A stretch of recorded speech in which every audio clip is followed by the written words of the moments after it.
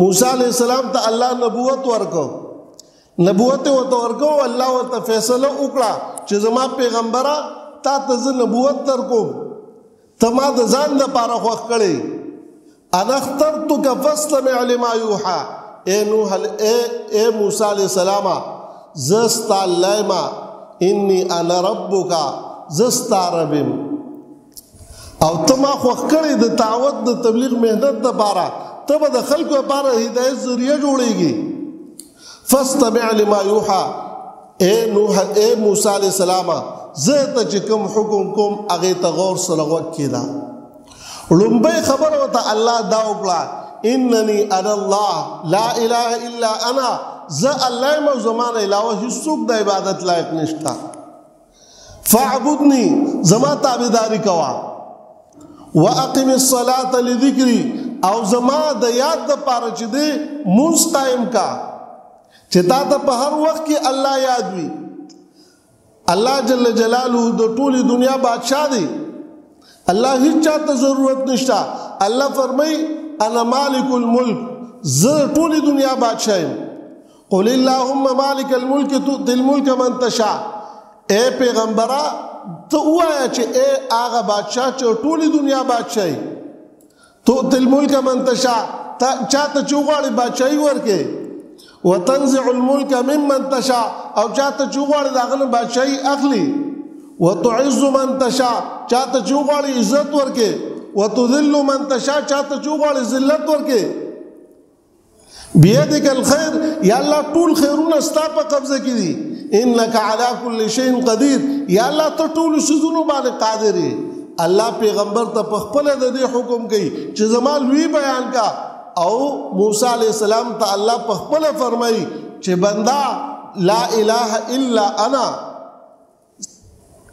زما کلمه زما نه علاوه څوک د عبادت لایق نشتا او د ټولو پیغمبرانو په باره کې الله فرمایي وما ارسلنا من رسول الا نوحي اليه لا اله الا انا فاعبدون الله فرمایي وما ارسلنا من رسول سمر پیغمبران چې ما را لېږلي الا نوحي الیه ټولو ته ما دا حکم کړی لا اله الا انا زما نه علاوه څوک د عبادت لایق نشته نو الله الہ دی الله معبود دی او معبود او الہ هغې ته وي چې په هر وخت کې په هر آن هر غړۍ کې د بنده نظر د هغه طرف ته ځي د الله طرف ته زموږ نظر لاړ شي او د بنده چې د الله سره څومره تعلق وي او د بنده د الله سره څومره ما تاسو ته شروع کې خبره وکړه چې الله فرمایي وما خلقت الجن والانس الا ليعبدون ما دا انسانان او پیران صرف د خپل عبادت لپاره پیدا کړي د خپل معرفت لپاره پیدا کړي نو دا الله د دنیا د نورو قوانینو سره مالدارو خلکو سره او وزیر سره او صدر سره او گورنر سره او ډاکټر سره دا پیژنګلو د هر چا شته پیژني هر څوک لیکن کار به په هغه سړی کوي چې د کوم سړی ورسره تعلق وي نو د الله د معرفت نه مراد د الله تعلق دی چې تعلق سړی ته حاصل شي او چې کله تعلق حاصل شي نو بیا د الله مدد د سره شامل حال شي نو د الله چې کوم سنت دی پاغې کې الله د مدد کوي او کله کله الله جل جلاله بیا خپل قدرت استعمال کوي نو قرآن کې الله مختلف واقعات بیان کړي چې بنده ستا ما سره څومره تعلق وي ستا ما سره په ما باندې څومره یقین وي هغومره به زما مدد تا سره شامل حال وي د انبیاء کرام واقعات الله دې له بیان کړي موسی علیہ السلام ته په مقابله کې فرعون راغلی او فرعون سره ډېر دنیا لښکر دی او حکومت دی وسره سلطنت دی وسره او دې حد ته رسېدلی چې هغه انا ربکم الاعلی زه ستاسو ټول نه لوی رب یم خو د موسی علیہ السلام سره هیڅ هم نو نظر یې د الله په ذات باندې نظر یې د الله په ذات باندې یو اسباب دي په سبب باندې نظر ساتل لکه د موسی علیہ السلام مقابله ته په زرګونو باندې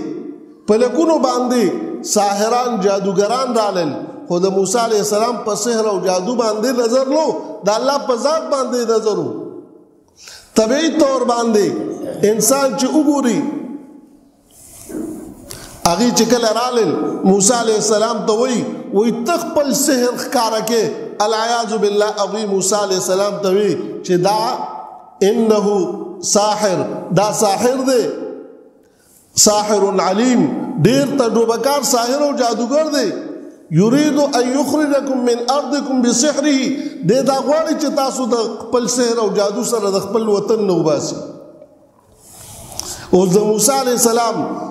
چوکتل چې په لکونو کسان راغلي دي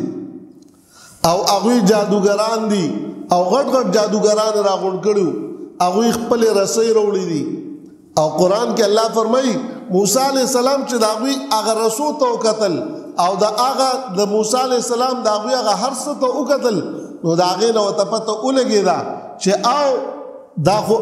یخیل الیه انها تسعى موسی علی السلام چې داوی اداوی رسول ته وکتل داوی هغه لرګو ته وکتل داغه اجداګان جوړ شوی موسی علی السلام سره کونټه دا طبیعت او عقل داوي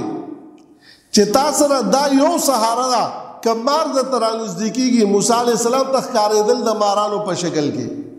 کمار د ترانزدیکیږي نو پدې به گزار ورکه مړ به کې ځان به اخلاص کی هو موسی علی السلام د الله حکم ته قتل الله وتو فرمایل القها وګرځوا د خپل امسا وګرځوا موسی علیہ السلام خپل امسا وګرځولا نو داغه اجدها جوړ شو هغه چې هغه څومره څه جوړ کړو هغه ټوله وخړل هغه ټوله په یو ځل باندې وی قالوا آمنا برب العالمین رب موسی و هارون مون پر رب العالمین باندې ایمان وروړو د موسی علیہ السلام او د هارون علیہ السلام پر رب ایمان وروړو دا د الله غ قدرت دې چخکارا شو قدرت دې چخکارا شو چې پکې د همسا خوراک نه کوي لیکن الله پکې خپل قدرت ښکارا کړ همسا کې دا طاقت واچو چې دومره سيزونه او خړل نو دا الله قدرت کله کله الله ښکارا کوي خدا قدرت د بنده د الله سره څومره تعلق وي دا غي په بنیاد باندې الله ښکارا کوي اور دې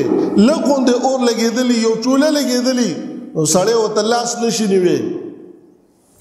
ابراهيم عليه السلام په اور کې واچو او چې ورغورځیدا په کوم ټیم کې فرشتي ولراله او وتوي چیرې اور ته د غورځي او مونږ راغلي استاد مدد د پاره وای الله را لګلی ک په خپل راغلی وای مونږ ته اجازه غوښته وای ستاسو مدد ته زما ضرورت نشتا د چا د پاره چې ورغورځيګم داغت مدد ته ضرورت شتا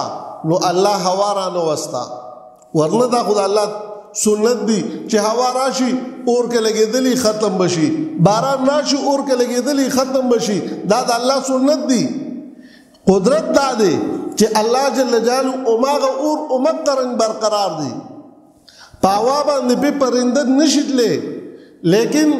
هغه اور چې دې سکی د بندا هغه پرنده پر راغورځيږي او سوځي د موسی عليه السلام د ابراهيم عليه السلام یو وخته پکې اون سوځید دې ته د الله قدرت وای د الله قدرت وای یوسف علیہ السلام باندې تهمت لګید او التا الله جل جلاله معصوم گویا نه کو چې وګورئ د کمیس وګورئ ان قدا وګورئ د کمیس کچته د شالش لیدلی غلطی د خزې دا او که د مخ نش لیدلی نو بیا غلطی د سړی دا د یوسف علیہ السلام دا فلما راى قميصه قد من دبر قال انه من كيدكن دې دا کې هغه گواہی ورکړه اما شوم گواہی ورکړه چې را دا غلطی د یوسف علیہ السلام نه ده نو هغه بادشاہ ازلانتوی انه من كيدكن ان كيدكن عظیم ستاسو کید ستاسو مکر چکم دا غډیر لوی دی تاسو په مکر باندې دا پاک دامن سړی چې دا ذلیل کول غواړي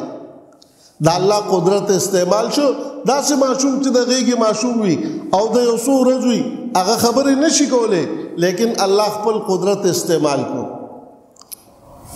دغه رنګي د الله د قدرت دنیا ته چې ګوري ټول دنیا د الله د قدرت مظهر دی. قرآن کې الله مختلف واقعات بیان کړي دي، مختلف واقعات الله بیان کړي دي او دا د دې لپاره بیان کړي دي چې د دې بندگانو زما په ذات باندې یقین راشي، زما په ذات باندې یقین راشي. مریم علیه السلام باندې خلکو تهمت ولګو، پورا واقع الله بیان کړه.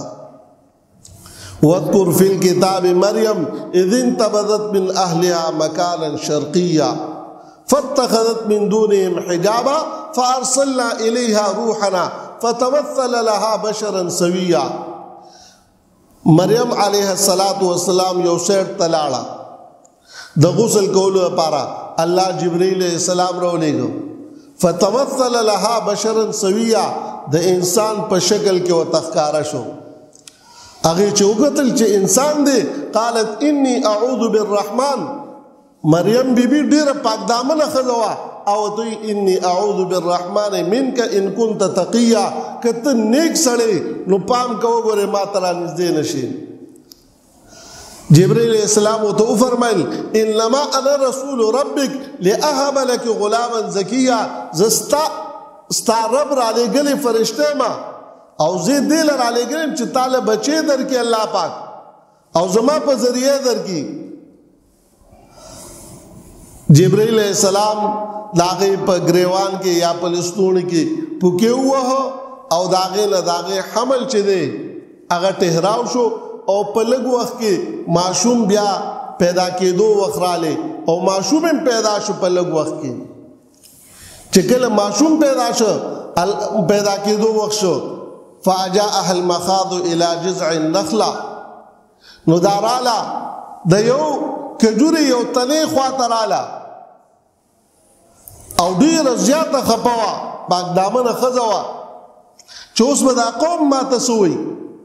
او ما پسې وسه خبرې کوي. قالت یا لیتنی مت قبل هذا وكنت نسيا منسيا، وی کاش چې زه د دې نه مخکې مړه شوی او اوس چا زما نوم هم نه اخیستی. فناداها من تحتها الا تحزني قد جعل ربك تحتك سريا وهزي اليك بجذع النخله تساقط عليك رطبا جنيا. غم مکوا ته دې کې بتا ته اوبه کجوري دا هر څه به ته ملاويږي. الله جل جلاله عیسی علیہ السلام پیدا کړ، دا د الله قدرت دی، دا الله قدرت دی. بغیر د پلار الله پیدا کړ چې الله جل جلاله څه کول غواړي هیڅوک یې نشي منې کولی. عیسی علیہ السلام پیدا شو، قوم چې کله وکتل نو حیران شو چې دا عجیبه ښځه ده، دا خو ډېره پاک دامنه ښځه وه او دا چې دې داسې غلط کار کړی چې د دې ماشوم پیدا شو په غیر د واده.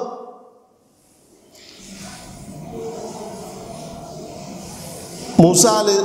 نو چې کله دا ماشوم ځان سره راواغېزه او راله نو قوم ورته وویل چې یا اخت هارونه ما کان ابوک امرأ سوء وما کانت امک بغیه، ستا پلارم څه خراب سړی نه و، مور دې هم خرابه ښځه نه وه، نو تا څنګه دومره غلط حرکت وکړو. فاشارت الیه، مریم بیبي ماشوم طرف ته اشاره وکړه، ورته وایي د ده نه تپوس وکئ. هغوی نور هم حیران شو چې عجیبه خبره کار دې غلط کړی دی او اوس وی چې د ماشوم نه تپوس وکئ. فاشارت الیه قالوا كيف نكلم من كان في المهد صبيا، وی څنګه موږ د داسې کس سره خبرې کوو چې هغه وړوکی ماشوم دی. ماشوم ورته الله ګویا نه کړ. ماشوم څه وایي؟ قال اني عبد الله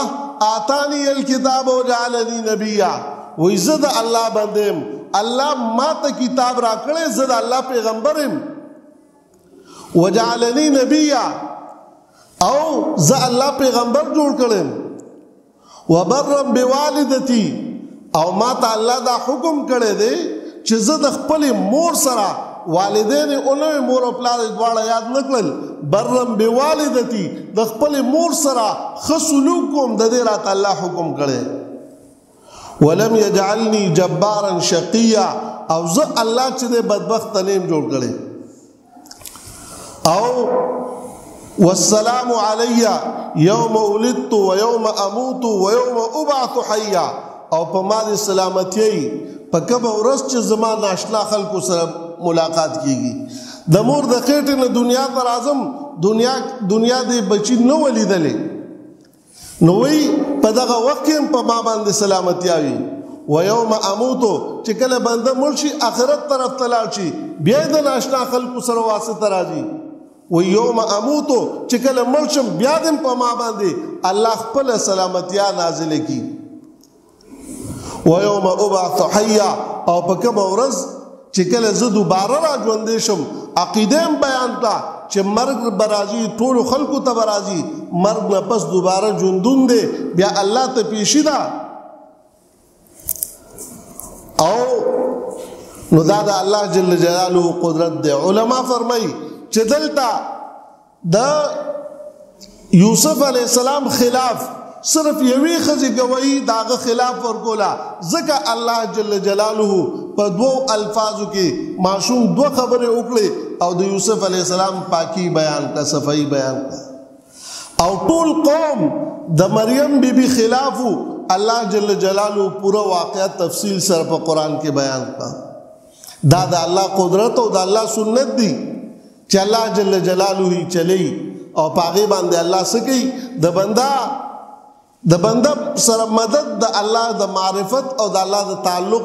په حیثیت سره چې څومره د بنده الله سره تعلق وي د الله په جنګلوي پزله کې وي هغه عمره سره د الله مدد وي نو الله جل جلاله دا قران دی لره لګلې چې موږ تاسو ته د الله قدرت بیان کی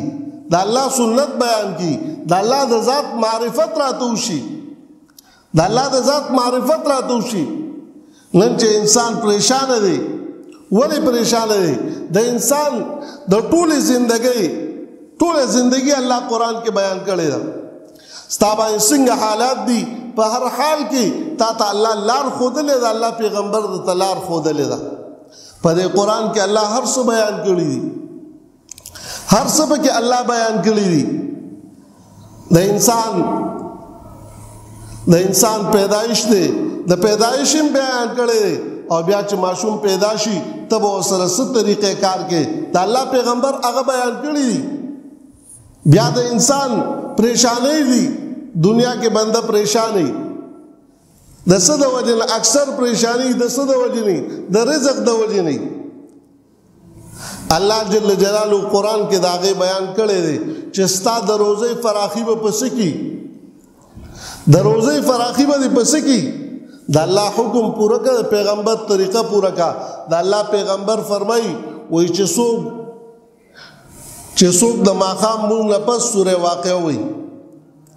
نو په د باندې به الله لوګو غریبی نه راولي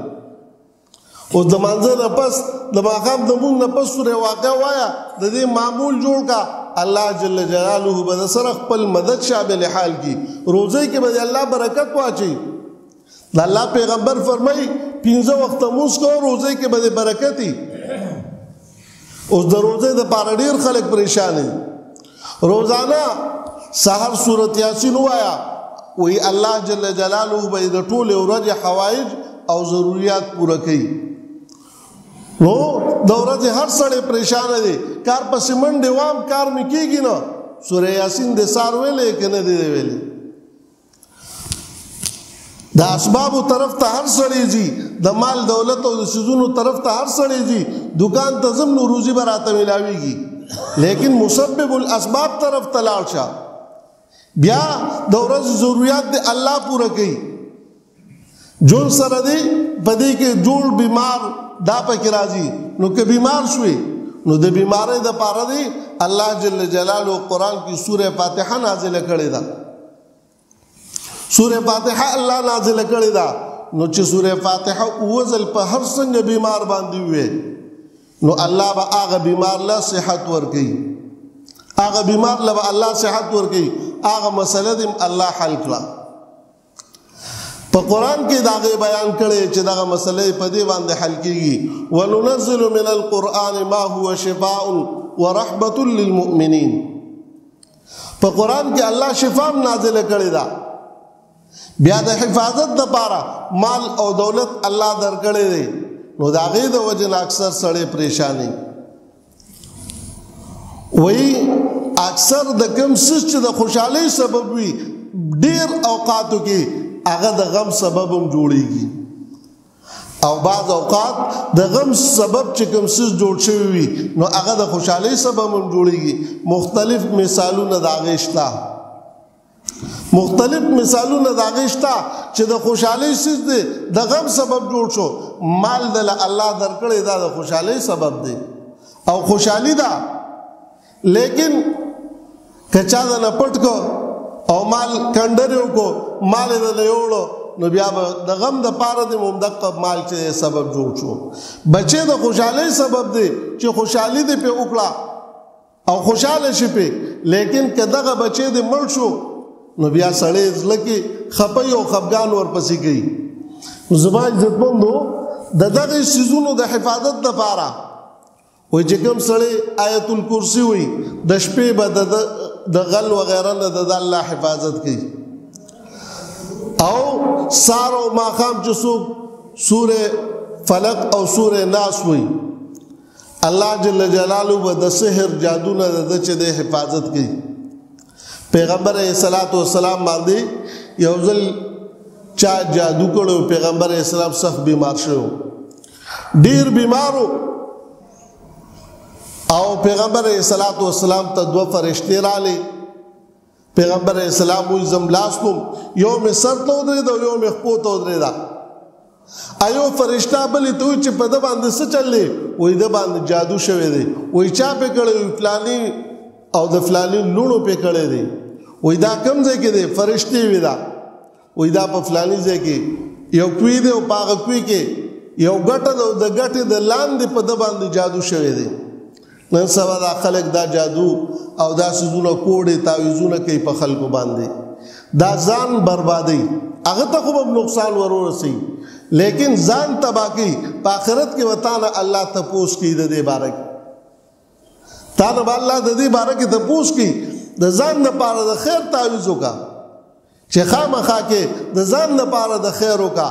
د حسد او د بغض په وجه باندې خلک دا کوي. پیغمبر علیہ الصلوۃ والسلام سره خلکو دا ظلم چې کو دا د بغض د وجه نه کو. پیغمبر علیہ السلام سره بغض الله جل جلاله چې کله پیغمبر علیہ السلام راویښ شو صحابو ته وفرمایل دغه رنګ فلاني ځای کې په ما باندې جادو شوی دی. لاړل صحابه راوی ویستل، خو دومره کمزوري شو چې د کلاولو نو الله دا آیتونه نازل کړ. په دې دوه سورتونو کې 11 آیتونه دي. وایي چې کوم آیت به پیغمبر علیہ السلام لوسته د هغې 11 غوټې ورکړې وې، یو غوټه به کلاوې ده چې آخري آیت من الجنة والناس وې نو آخري غوټه کلاو شوه. پیغمبر علیہ السلام مکمل الله ټیک کړ. زما عزتمندو محترمو په قرآن کې الله جل جلاله هر څه بیان کړي دي. د انسان چې څومره مشکلات دي د هغې حل په قرآن کې دی. اوس که یو سړی تپوس وکړي چې یاره زما دا مشکلات دي، د دې مشکلاتو حل دپاره وظیفه یاره دا فلاني صورت ډېر وایه، نو ما خو قرآن نه دی ویلی. نو چې قرآن نه دی ویلی نو وظیفه د څه شیز نه غواړئ؟ دغه رنګې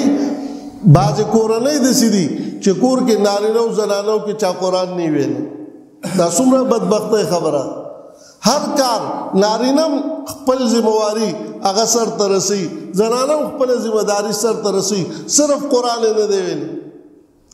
زما عزتمندو د ټولو مشکلاتو حل هغه په قرآن کې دی. الله جل جلاله با د دستور موافق ستا مدد کوي او کله کله به الله خپل قدرت استعمالي او ستا به مدد کوي، خو شرط پکې دا چې بنده د الله سره تعلق جوړ کړي. نو موږ تاسو له دا پکار دي چې د الله سره خپل تعلق جوړ کړو، د الله په اطاعت باندې ژوند تېر کړو. الله یې د عمل توفیق راکړي. سبحان الله وبحمده، سبحانك اللهم وبحمدك، نشهد ان لا اله الا انت، نستغفرك ونتوب اليك، نستغفرك ونتوب اليك، نستغفرك ونتوب اليك. صلى الله عليه وسلم.